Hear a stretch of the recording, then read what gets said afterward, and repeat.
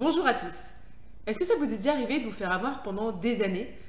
Moi, ça m'est arrivé avec la cosmétique. Un jour, j'ai appris que les cosmétiques étaient plein de produits nocifs, comme notamment les perturbateurs endocriniens. J'étais une grande fan des cosmétiques, c'est-à-dire que j'en utilisais plein depuis des années, je pensais que je faisais du bien à ma peau, et en fait, j'avais tout fou. Bien évidemment, j'ai voulu arrêter le massacre, et j'ai cherché des cosmétiques saines. Alors pour ça, ce que j'ai commencé à faire, c'est de regarder la liste INCI.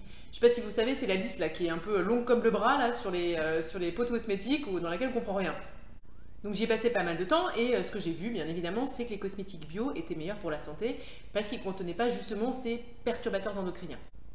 Mais même avec les cosmétiques bio, j'ai quand même voulu comprendre tout ce qu'il y avait dans cette liste. Je m'étais fait avoir pendant des années, j'étais en colère, j'avais pas envie de me faire avoir même par la cosmétique bio, par un autre ingrédient dont on ne parlerait pas aujourd'hui et qui serait nocif demain. J'ai donc regardé tous les ingrédients qu'il y avait dans les cosmétiques que j'ai achetés, y compris les cosmétiques bio. Et j'ai été rapidement découragée parce que je me suis rendu compte que ça n'allait pas être viable sur le long terme. J'allais pas pouvoir, à chaque fois que j'achetais un nouveau produit, passer du temps à regarder la liste et vérifier chaque ingrédient. Et finalement, j'en suis venue à me dire qu'il fallait que je fasse mes cosmétiques moi-même. C'est comme ça que j'ai commencé à m'intéresser à la cosmétique maison.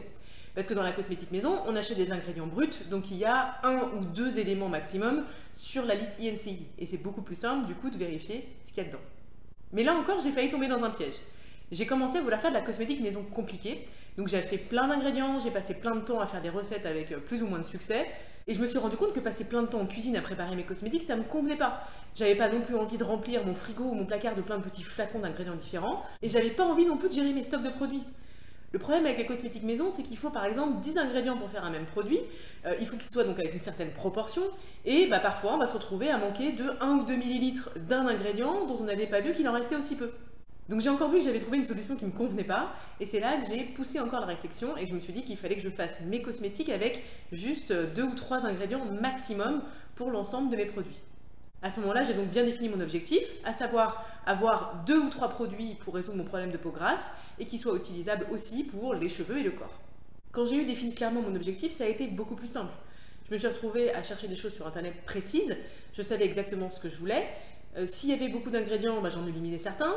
Si je voyais une recette avec des ingrédients que j'avais pas, je pouvais en remplacer un par un autre que j'avais déjà testé et qui me convenait. Et donc, c'est comme ça que je suis arrivée à avoir uniquement ces 3 ingrédients pour faire mes cosmétiques. Et maintenant, je suis très sereine sur l'utilisation de la cosmétique maison. Ça m'a permis de trouver des solutions à ma peau grasse, ça m'a permis de faire des énormes économies et d'alléger ma charge mentale. Si je vous raconte cette histoire, c'est pour l'enseignement que j'en ai tiré et qui ne s'applique pas uniquement à la cosmétique. Il est très important de se définir un objectif. Il est très important de définir sa ligne de conduite.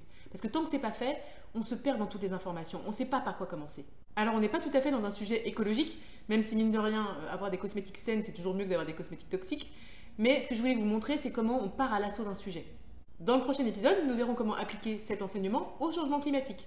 Et si vous ne voulez rien louper, abonnez-vous à ma chaîne.